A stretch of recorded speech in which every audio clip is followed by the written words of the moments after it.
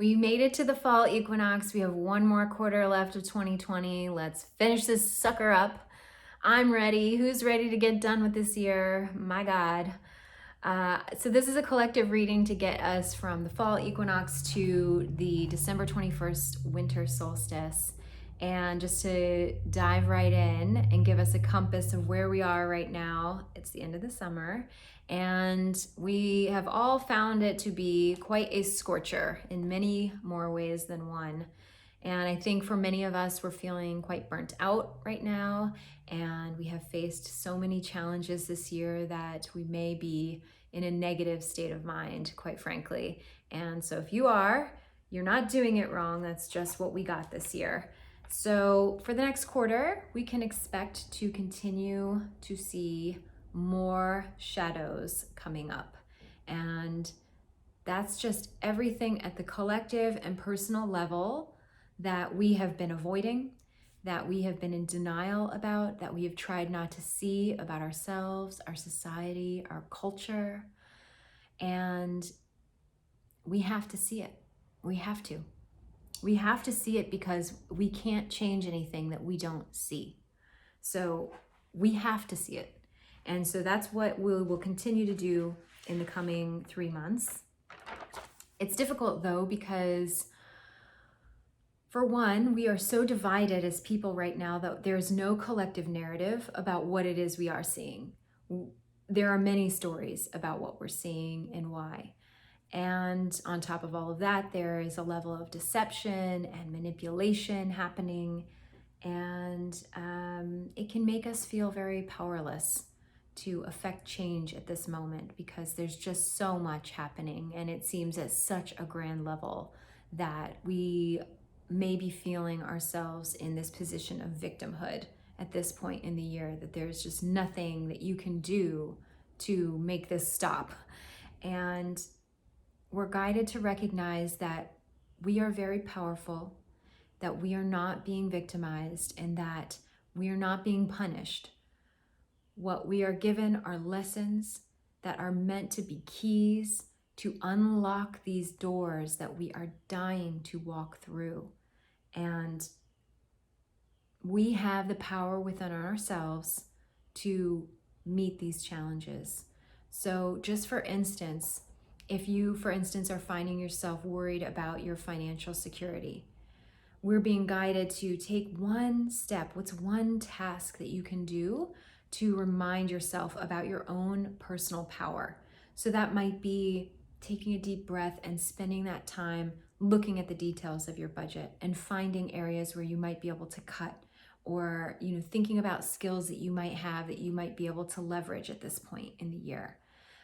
If you are worried about your health, for instance, what's one thing that you can do to bring yourself back into a position of power? Can you read about your immune system and take steps to help boost your immune system in some way through your diet or through, taking supplements or something like that? So whatever the challenge is that you're being faced with right now, whatever is making you feel kind of victimhood, being, whatever you feel is stealing your power, what's one thing, what's one task that you can put in front of yourself to remind yourself of your own power? Another piece of advice that we're given is to release our heart and the protective boundaries. That's not to say not to have boundaries, but if we've been protecting ourselves from letting 2020 get us, now's the time to realize that we have to see it, we have to feel it. It's safe for us to feel our feelings. And so wherever you might be feeling called there, we're meant to open our heart and stay in our heart, and to continue to have hope, to know that you're not misguided. I think we can become very skeptical in a year like this one, and we're guided to stay in our hope, to stay in our knowing that we are going to move forward as people. And we're not staying in this old paradigm. We are not. And so if you find yourself asking the question, am I safe? You are safe. And you're safe to walk into the unknown. We're also guided to build up our creature comforts right now, and to sort of nest and give ourselves things that will make us feel cozy and cared for. So, if that's getting a new comfy blanket, some new lighting for your favorite room in your house or your apartment, um, you know, making time to take a warm bath, having a pot of warm mac and cheese, whatever it is to make yourself feel cozy and cared for, and to kind of build up this space that feels that way to you, because we're really going to be needing to sit in this space and wait out this storm. And we're asked to whatever degree we're able, to see through what's happening out there, and to know that no matter what it looks like, we're moving forward. Just keep telling yourselves that. The clock is ticking down. None of this last-ditch efforts we're seeing to fearmonger and manipulate are going to work. And the astrology is actually very clear about this. If you look at it, Jupiter and Saturn, two of our biggest heavenly bodies, have been sitting in Capricorn, and Saturn's been there for the last 2.5 years. And Capricorn rules kind of old age and the elderly, and so that older paradigm has been boosted by the energy of these two planets. In December, they will simultaneously move to Aquarius. That's very rare. This kind of movement doesn't happen all of the time. So for those two large bodies to move simultaneously into Aquarius, Aquarius is about power to the people. It is very clear. We are moving forward. We are. So no matter what it looks like out there, keep reminding yourself we are moving forward, and that's just the way it's going to be. That's just it. The other piece of advice is to be resourceful, to let go of anything that is unnecessary at this point.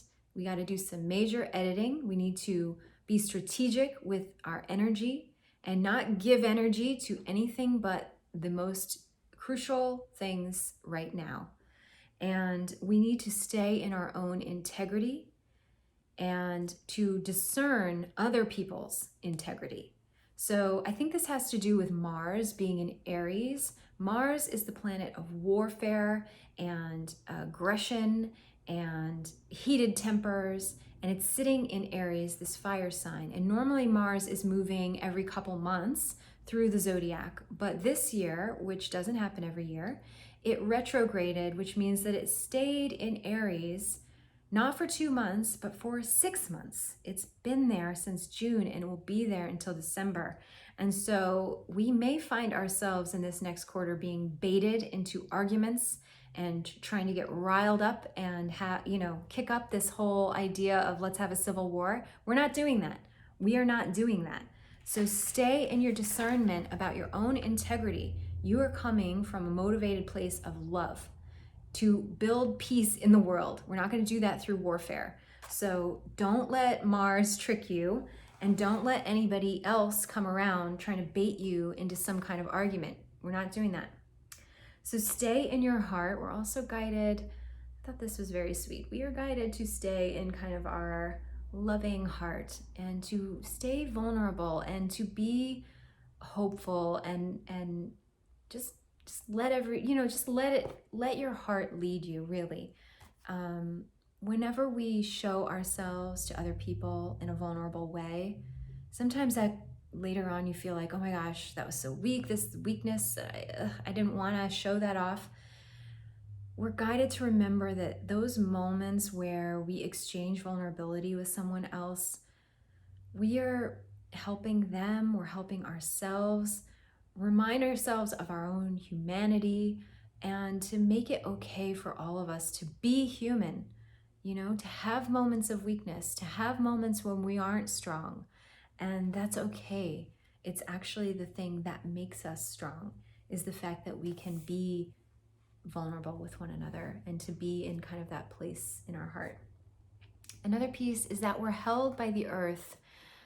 With all of the natural kind of disasters and upheaval that we see around us, it can be easy to sort of feel like Earth is mad at us for destroying her and polluting and all of this that we've had to watch.